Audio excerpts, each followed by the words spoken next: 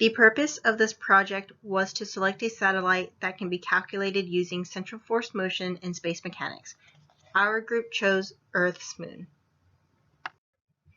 As we go further into our equations, you'll learn how we calculated velocity at perigee and its constants c and h, the satellite's escape velocity, and its eccentricity as we compare it to the given value. Here you'll see our labeled diagram. Comparing our data to NASA, the conclusion is that the velocities at apogee are slower than at perigee. Earth doesn't sit at the center of the ellipse, and the result is a higher gravitational force near perigee.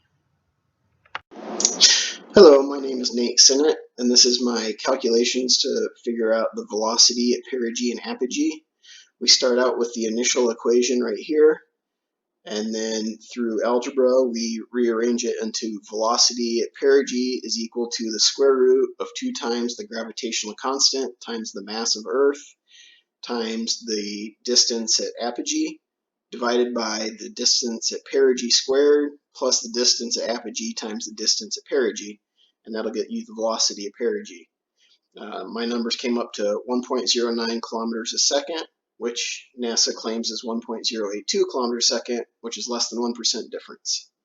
The velocity at apogee is figured out giving this equation up here, RO times VO is equal to the H, which is the constant of integration. So you just put your RO and RA values over here, and here you're going to solve for VA, which I got 956.2, and then NASA got 970, which is in 1.4% difference.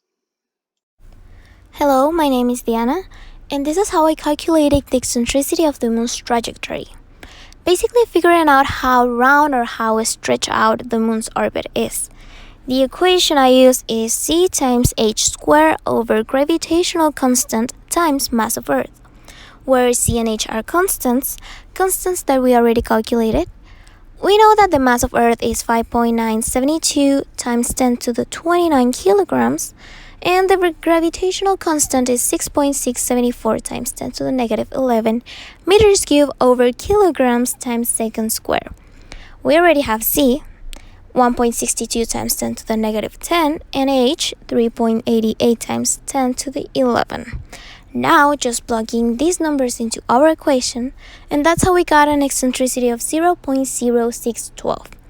We can see that our number is a little different from the one given by the NASA, which is 0.0549. And this is because of the ever-changing distances and relative positions between the Sun, the Moon, and the Earth, the inclinations of the Moon's orbit, and all this causes the Moon's orbital parameters into a constant state of change. Hello, this is Andrew Brown, and I'm going to be covering H and the C at perigee.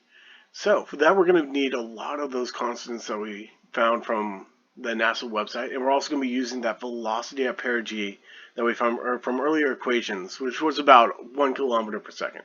For H, it's just a very simple equation. It's just that distance at perigee times the velocity at perigee. So for that, we're just going to be plugging those into our calculator, and we're going to end up with 3.88 times 10 to the 11th. So, and that's going to have units of meters squared per second. For the C at perigee, it was a pretty messy equation. We cleaned it up and used some algebra, got to that 1321 equation, 1 over the distance at perigee times 1 minus the gravitational constant times the mass of the Earth over the distance at perigee times the velocity at perigee squared. Yeah, I know it's a pretty big equation, but plugging in all those values, we're going to get 1.64 times 10 to the negative 10th. And that's going to have units of meters to per meter, or meter to the negative 1.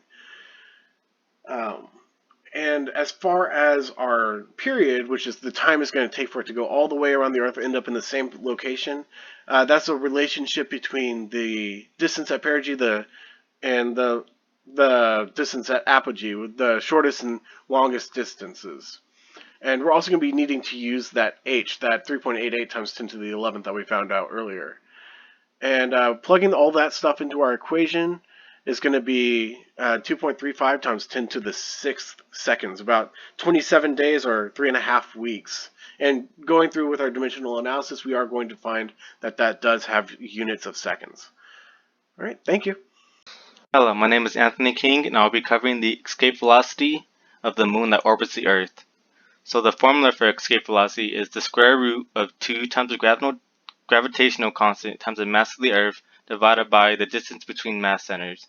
And for this situation, we have two distinct R-naughts. We have the perigee, which is the minimum distance the moon orbits the Earth, and the apogee, which is the maximum distance the moon orbits the Earth.